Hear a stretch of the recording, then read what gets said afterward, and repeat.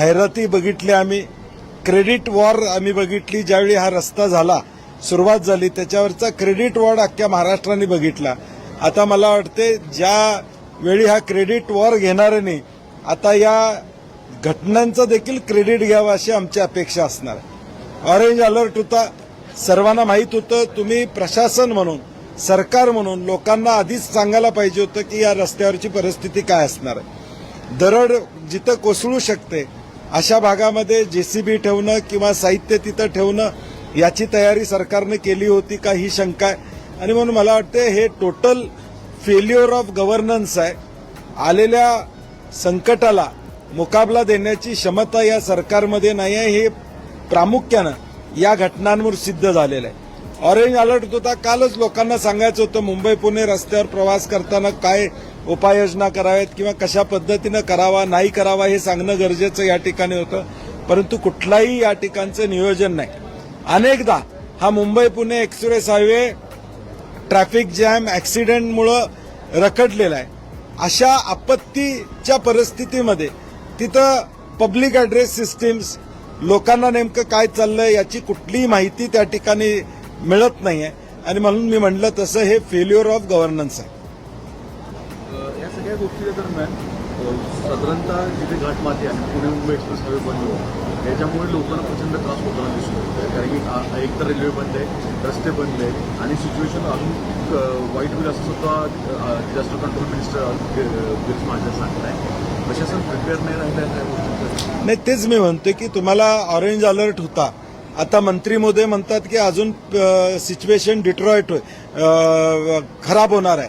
अशा वेळी मग तुम्ही लोकांना सांगा ना की या गोष्टीत पावसाचा प्रचंड या ठिकाणी प्रमाणात पाऊस पडणार आहे, ही काळजी घ्यावी. त्यासाठी काही निर्बंध करता आले तर त्या ठिकाणी करावेत. शाळा बंद करण्याचा निर्णय आपण घेतलेलाच आहे का, तर त्या मुलांना या ठिकाणी गैरसोय होऊ नये. तशाच पद्धतीनं तुम्ही ताबडतोब या ठिकाणी रिअल टाईममध्ये काही गोष्टी सरकारनं लोकांच्यापर्यंत पोहोचवणं गरजेचं आहे. त्या दुर्दैवानं या ठिकाणी होताना दिसत नाही आहेत. आणि म्हणून मी म्हणलं तसं फेल्युअर ऑफ गव्हर्नन्स आणि दुर्लक्षपणा, संवेदना संपलेलं सरकार आहे, संवेदनहीन सरकार आहे. आणि म्हणूनच मॅनहोलमध्ये मृत्यू होतोय, इमारती मुंबईमध्ये पडतायत. मुंबईच्या इन्फ्रास्ट्रक्चरवरचा लोड आता बांधकामामुळे एवढा झालेला आहे की आता ते घेऊ शकत नाही अशी अवस्था मुंबईची देखील या ठिकाणी झाली. अधिवेशन चालवावं का? कारण ग्रामीण भागातले आमदार मंत्री पोहोचणार नाहीत. बऱ्याच ठिकाणी रेल्वे मार्ग, रस्ते मार्ग बंद आहेत. मला वाटते पुण्याला येणाऱ्या, मुंबईला येणाऱ्या बऱ्याचशा रेल्वे आता बंद आहेत. आम्ही देखील काल रात्री कोल्हापुरातून आलो. आम्हाला साधारणपणे 1-2 वाजले. विमान सुद्धा 3-4 तास लेट त्या ठिकाणी आलं. आणि म्हणून अशा परिस्थितीमध्ये मला वाटते सरकारनं या कंट्रोल रूमच्या माध्यमातून नेमकं महाराष्ट्रामध्ये काय घडतंय याचा अभ्यास करणं गरजेचं आहे. आज फक्त आमदारांचा विषय नाही अधिवेशनामध्ये, आज अधिकारी देखील या ठिकाणी पोहोचू शकलेले नाहीत, स्टाफ पोहोचू शकलेले नाही, अशी अवस्था साधारणपणे अधिवेशनाची आहे. त्यामुळे सरकारनं याबाबतीत निर्णय घ्यावा. परंतु निर्णय घेण्यापूर्वी आजचं बंद करायचा निर्णय घेणार असतील त्याच्या आधी किमान सरकारनं निवेदन करावं की तुमच्या उपाययोजना काय. तुम्ही सरकार म्हणून या राज्यातल्या जनतेला दिलासा या पावसाच्या आपत्तीमध्ये कसा देणार आहोत, किमान हे सरकारनं निवेदन करावं, सांगावं किती मृत्यू झालेत, मुंबई पुणे हायवे पुन्हा कधी चालू होणार आहे, कशा पद्धतीनं नियोजन या ठिकाणी होणार, किमान सरकारनं निवेदन करावं अशी आमची अपेक्षा असणार. कालच्या 2 दिवसामध्ये जवळपास 7 पेक्षा जास्त मृत्यू झाले आणि आधी पण 2 दिवसानंतर गेला तर मॅनहोलमध्ये जाणार. काल बिल्डिंग कोलॅप्स झालेली होती आणि दुसरीकडे झाडं पडतात, त्याच्यामध्ये लोक मोठ्या जखमी होत आहेत. तर मुळात अशा पद्धतीने प्रशासनकडे कंट्रोल नाही राहिला, त्याच्यामुळे जे कामं अर्धवट राहिली का आणि आता या गोष्टी घडतात. प्रायोरिटी आमदार फोडणे, खासदार फोडणे, नगरसेवक फोडणे ही प्रायोरिटी आहे. महाराष्ट्राचं हित किंवा महाराष्ट्राची जनता ही प्रायोरिटी नसल्यामुळं या सगळ्या गोष्टी घडतात. संभाजीनगरमध्ये एमपीएससीचा मोर्चा आहे, त्याबद्दल गेल्या महिन्यापासून एमपीएससीनं परीक्षा सीबीटी पद्धतीनं घेण्याचा निर्णय घेतला. त्याचा विरोध आम्ही सगळेजणच करतोय. सभागृहामध्ये देखील आम्ही विरोध केला. आता एमपीएससीचा मोर्चा छत्रपती संभाजीनगरमध्ये मोठ्या प्रमाणात सर्व पक्षाच्या वतीनं, सर्व घटकांच्या वतीनं या ठिकाणी केला जातो. मुळात ज्या चौकामध्ये परवानगी मिळायला पाहिजे होती सरकारनं तिथं परवानगी न देण्याचं धोरण त्या ठिकाणी स्वीकारलं म्हणजे सरकारला धास्ती आहे. मुद्दा योग्य आहे याची जाणीव असल्यामुळे सरकारला धास्ती आहे. मोठ्या संख्येनं जे एमपीएससी धारक विद्यार्थी आज रस्त्यावर उतरत असतील, जे सरकारमधलं करिअर करण्याच्या उद्देशानं अभ्यास करतायत, त्यांच्यावर हा अन्याय आहे आणि म्हणून सरकारनं अजून फेरविचार या सीबीटीचा करावा अशी आमची अपेक्षा आहे. सर, बारिश हो रही है कई दिनों से मुंबई में, कहीं मैनहोल गिरने से, पेड़ गिरने से, बिल्डिंग गिरने से लोग मर रहे हैं. इंफ्रास्ट्रक्चर को लेकर सवाल उठाया जा रहा है, जिस तरह से मिसिंग लिंक का हुआ. कहा जा रहा है कि जो इंफ्रा मैन था वो डिजास्टर मैन हो गया, आप लोगों की तरफ से कहा जा रहा है. नहीं, हम वही कह रहे हैं कि जब कोई प्रोजेक्ट का उद्घाटन होता है तो दो तीनों पार्टियों में एक लड़ाई शुरू होती है. इसके पीछे हम हैं, इंफ्रामैन हम हैं. तो अभी मैं वही पार्टीज को कहना चाहता हूं, अभी बताइए इंफ्रामैन किस इंफ्रामैन की जिम्मेदारी आज है. मिसिंग लिंक शुरू हो गया लेकिन पूरा महाराष्ट्र रुक गया. ऐसी अवस्था हमारी मुंबई पुणे जैसे ऐतिहासिक रोड पे. तो इनकी प्रायोरिटी इंफ्रास्ट्रक्चर पे नहीं है, इनकी प्रायोरिटी विधायकों को तोड़ना, एमपीज को तोड़ना, कारपोरेटर्स को तोड़ना. इनकी प्रायोरिटी महाराष्ट्र की जनता और महाराष्ट्र इनकी प्रायोरिटी नहीं है.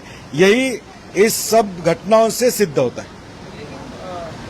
पेड़ गिर रहे हैं और काफी लोग 12 के आसपास मर गए हैं पेड़ गिरने से, मैनहोल. नहीं, ये गवर्नेंस फेल्योर है.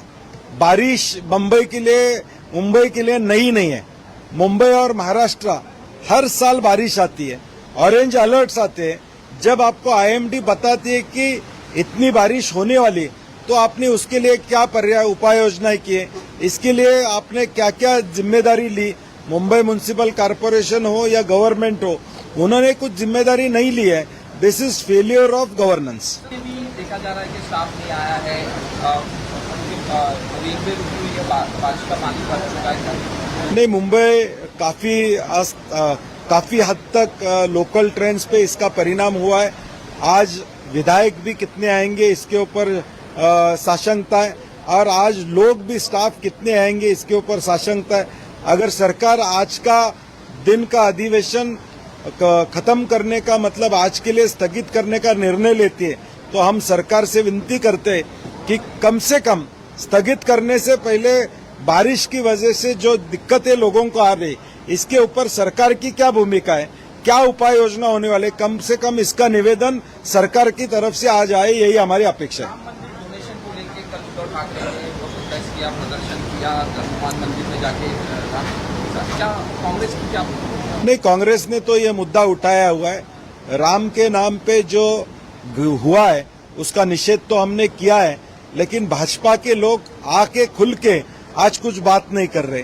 आज जो उन्होंने फेसबुक, ट्विटर, इंस्टाग्राम पे 2-3 साल से जो ट्वीट्स किए, फेसबुक, इंस्टाग्राम पे पोस्ट किए, मुझे उनको पूछना है कि आज आपके ट्वीट्स और फेसबुक के पोस्ट क्यों हमको नहीं दिखाई दे रहे. आज जो घटना घड़ी हुई है उसके ऊपर आप बोल क्यों नहीं रहे.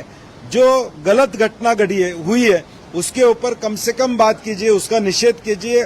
हम तो निषेध करेंगे क्योंकि राम के नाम पे आपने पूरे देश में चंदा इकट्ठा किया, और आज जो परिस्थिति है वही मंदिर लूटने का काम वहां के ट्रस्टीज और वहां के लोग कर रहे हैं, और वो भाजपा से निगड़ित है.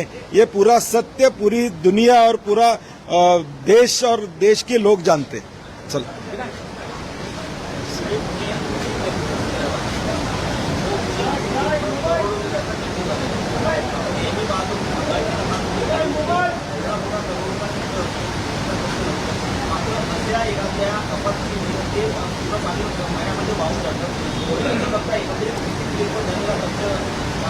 नाही, मला वाटतं ऑलरेडी महाराष्ट्रामध्ये 56% कमिशन द्यावं लागतं हे महाराष्ट्रातल्या कॉन्ट्रॅक्टरांनी अधिवेशन घेऊन सांगितलेलं.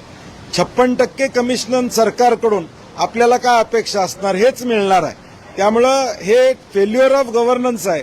परंतु भ्रष्टाचाराचा टोक किती गाठलेला या सरकारनं हे यातून या ठिकाणी दर्जेदार काम न करून या ठिकाणी सिद्ध केलेलं असं म्हणा.